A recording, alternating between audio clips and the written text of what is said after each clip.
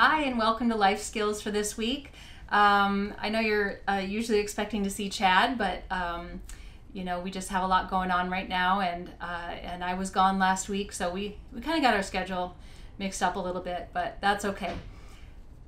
Today we want to talk about clutter. And I found a couple of really good TED Talks, and I don't know if you're familiar with that concept, but this is, don't remember her name, but you'll see it on the video. The first lady is going to talk about from clutter to clarity. Doesn't that sound good? I always am looking for ways to declutter, and she talks about not only decluttering your physical space, which I really need to do in this office, but she talks about decluttering your digital life, your emotional life, your spiritual life. It's very interesting. It's only about 12 minutes, so I hope you enjoy that. And then next we have another gal. She talks about getting rid of 1,000 things. I'm just wondering, I know I have 1,000 things I could get rid of. You know, I wonder if you do too. But she talks about how hard it can be, but also how it benefited her when she did that and how she managed to do it, what strategies she used. And so I hope that you enjoy these. Overwhelmed. That doesn't feel pleasant hanging in the air, does it? The word itself brings up feelings of failure and isolation. It's also the word, sadly, that I hear the most from new clients. I have a friend and client who is successful, runs a great business, is very active in the community, and is honestly the most positive person you will ever meet. And yet, at our first coaching consultation, she told me that not only did she feel overwhelmed, she felt paralyzed. When I asked her to elaborate, she brought up words like shame, failure, fear, and isolation. I assured her that she is not alone. In fact, in homes and businesses and relationships everywhere, overwhelm has become our society's dirty little secret. We fill everything. We fill our houses, we fill our cars, we fill our offices, we fill our smartphones, we fill our storage units, we fill our minds, and we fill our hearts with more than we can manage.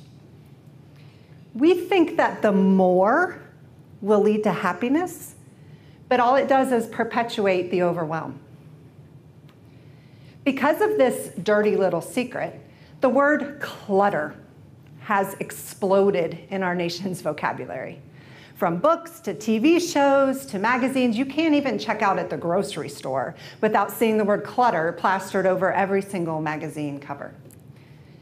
But what people don't realize is clutter is not just our stuff. It can be those physical things that clog up our homes, but it can also be digital, mental, emotional, or even spiritual. The physical clutter is the typical that we think of. The closets that are overflowing, the garages that can't hold cars, the storage units that have become a billion-dollar industry in this country.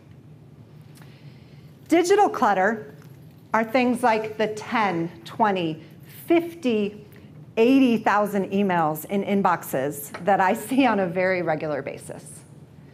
It's also things like files saved on your computer without naming conventions, so you don't know what you have, and you spend a lot of time looking for things. Mental clutter can be fears.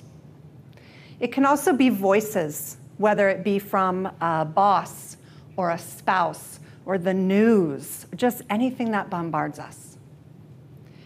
Emotional clutter can be from patterns, negative patterns that you don't even realize that you have.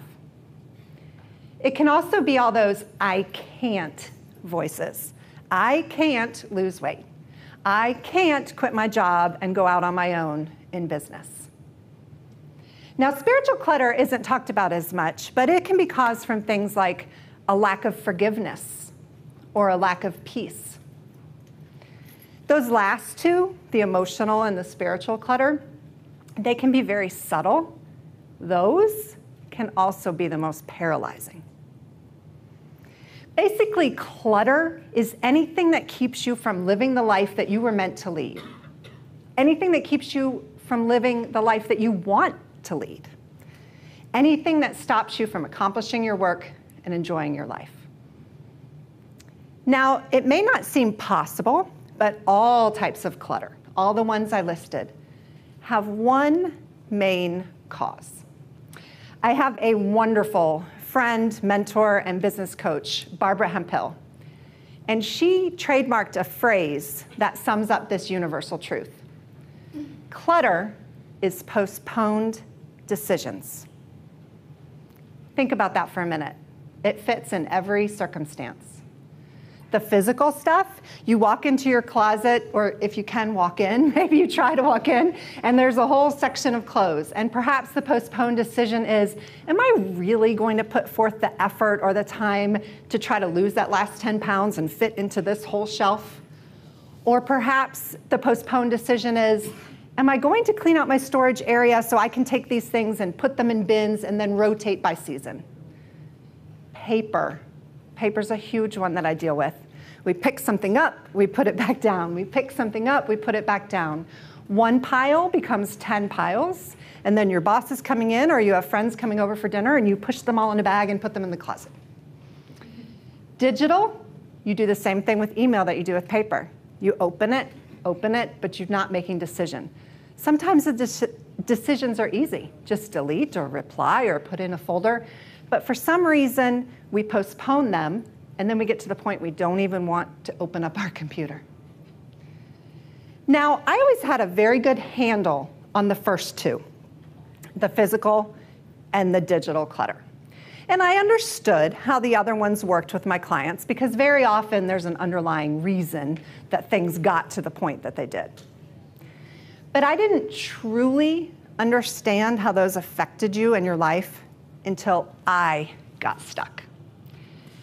In 2012, I had heart surgery.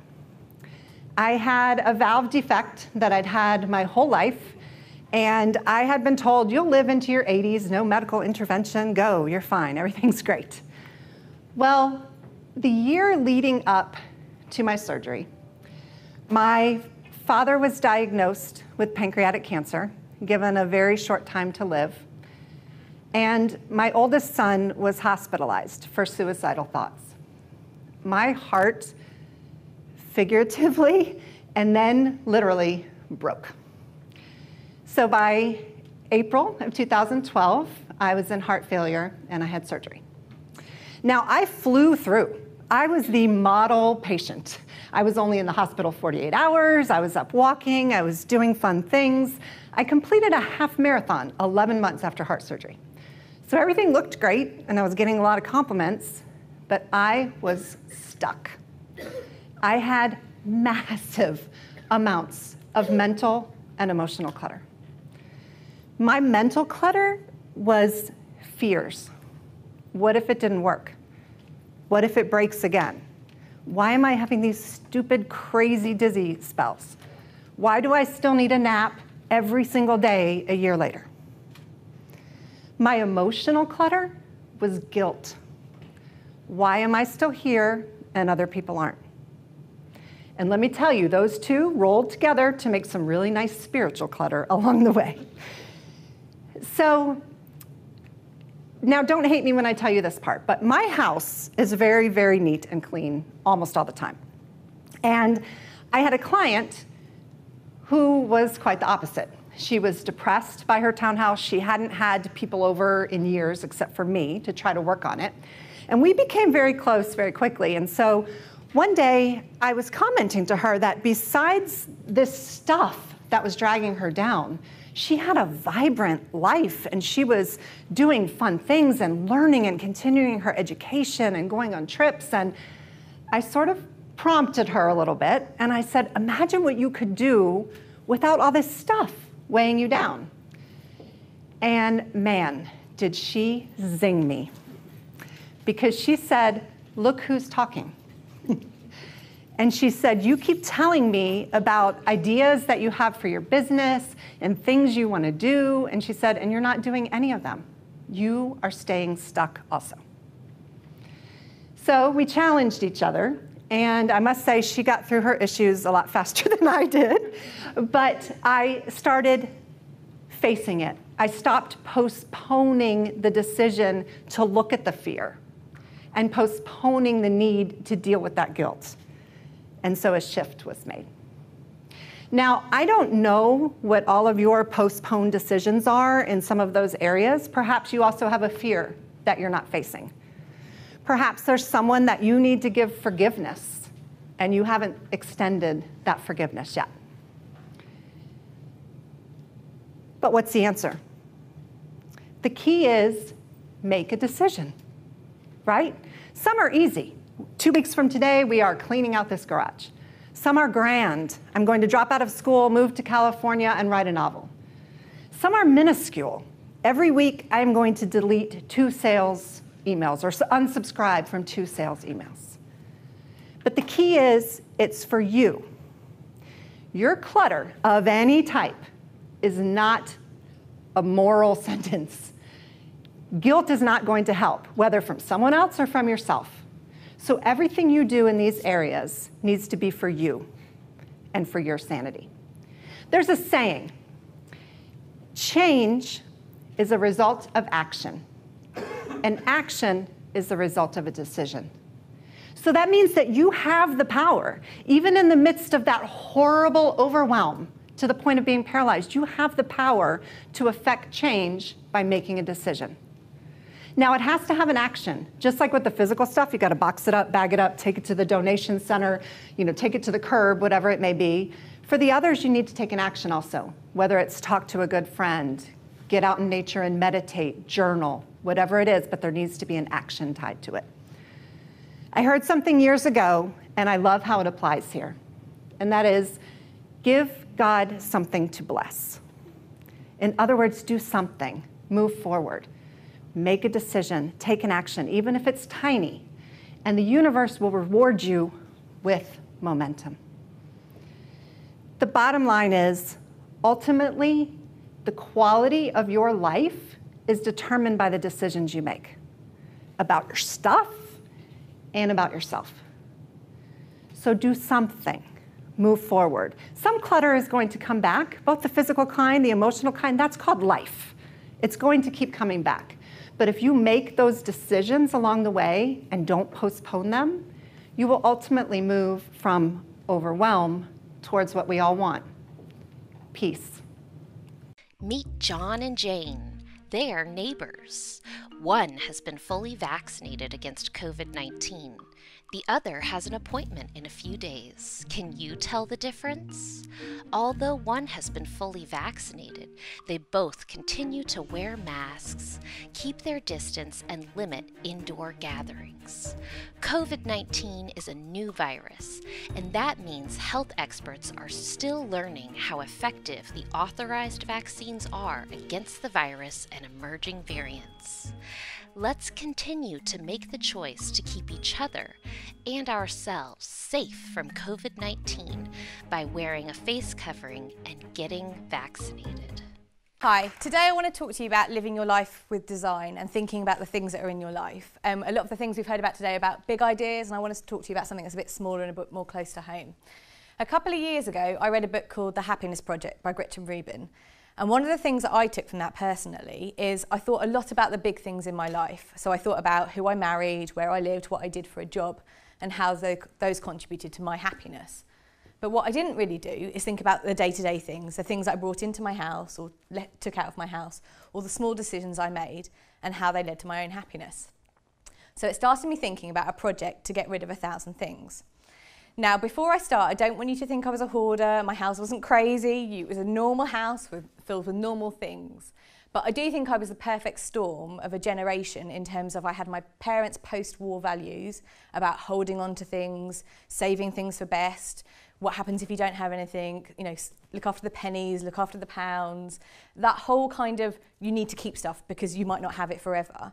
But also being an 80s child and being a consumerist child and part of the MTV generation, I definitely had those things on my bike, from the Kellogg's packets. I had all of those things. So I had this weird mixture of kind of values, which were basically like, I need to keep hold of everything I have, but equally I need to buy quite a lot of stuff, and that makes me feel good, and the consumerism element. So suddenly I got to a place where I had a house full of stuff, and I didn't really recognise some of it, or I didn't realise I had it. So I started to think, what would happen, how would I feel, and how would that affect my happiness if I just got rid of 1,000 things? Being an auditor, I wanted like scope and definition and rules, so I gave myself a list of a few to-dos. I wanted to count things that were usable in one item, so a pair of shoes would be one item for the purpose of this project, but if you like an earrings and jewellery set that you could use independently would be 2 items. I didn't want to do this to raise money, although I did sell some things as part of the process. The process was about getting rid of the stuff. How and why and where it went to was of less importance to me. Although obviously I made sure that I could donate or recycle as much as I could, the essence was about it leaving my life and the happiness that that would open up. And finally, it was okay to get rid of some stuff that people had given you. I definitely was a product of, if someone gives you a gift, even if you don't really like it, you keep it because it's rude not to. And so I definitely gave myself permission to get rid of things. One thing I did find was hard though was getting rid of my husband's things. It's very easy to get rid of my own, but actually increasingly more difficult to get rid of other people's. A lot of the stuff we have has an emotional attachment, either from when you bought it or when it was given to you. And about your own stuff, that's quite an easy judgment to make, but for other people's things, actually more difficult, and it's about encouraging them along the journey. I have to say he's getting better, but he certainly hasn't got rid of 1,000 things like I have. So, I set myself some challenges and encourage you to use some of these tools if you're going to embark on something similar. One of the things I did was set myself challenges. So I would say I'm going to the charity shop on Saturday, I need to take 50 things with me. And that helped me to be a little bit more ruthless when I was going through things. The second thing I did was something I called the hanger challenge. So I went into my wardrobe and I turned all the hangers the wrong way round. And then over a course of a few months, if I wore that item, I'd turn the hanger back round and hang it back in. And at the end of the time period, I could see all those clothes I had worn and all those clothes I hadn't. And particularly as a girl, I was quite emotional about some of those things. I was definitely going to get slim and get back into that dress, or it was definitely I was going to find the perfect accessory. In reality, you often don't. So it was just kind of a, right, categorically, those things I haven't worn in a period of time, so they need to go. And then the final thing was a box challenge. So I'd empty a drawer or an area into a box. And over the course of the next few weeks, as I used the items, I took them back out of the box and put them back in their place. If at the end of the time period, that stuff was still in the box, I probably didn't need it anymore. So those were some of the things that I used to help me get through the challenge. I've now completed my Clear 1,000 Things, and my house is lighter, brighter and more airy because of it. But it's also taught me a few things. Firstly, I get just as much of a high from getting rid of something, particularly if it's gone to someone who I know will appreciate it or use it, than I did from buying it. And actually, I can remember more of the things that I've given away than the things that I've kept. So for me, that's a really important legacy. The second thing is that stuff doesn't hold its value. So I don't know about you, but my house is not full of antiques. I don't have artwork and I don't have nice, I have nice furniture, but not like very expensive furniture. The point is, it doesn't really hold its value. So holding on to it for this perceived worth is kind of a pointless exercise. Once you've spent the money, it's kind of spent, so it just becomes an object. So don't look at things in terms of monetary value, just in terms of the function and use they have in your life. The third thing is, storage solutions are not the answer. Whatever IKEA tells you, whatever the adverts are, they're not the solution. Just getting rid of your stuff is. Like, having less stuff makes it easier to store. Buying stuff, repairing stuff, keeping stuff takes time, money, energy.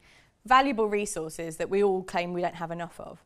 So the more I got rid of things, the more time I felt I had to do other things. It was easier to invite people over because the dining room table was already clear. I didn't have to think about things. I had less cookbooks to choose from, so I could totally pick out recipes a lot easier rather than having to wade through stuff. So it gave me like more energy, more time, more openness.